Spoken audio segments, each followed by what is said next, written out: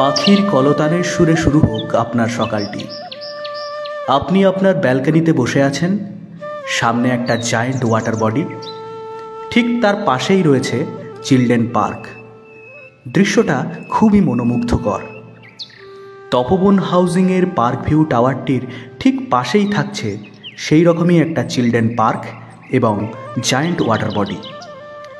আপনি আপনার ব্যালকনিতে বসে সকালে চা বা কফির কাপ হাতে সেই মনোরম দৃশ্য উপভোগ করুন।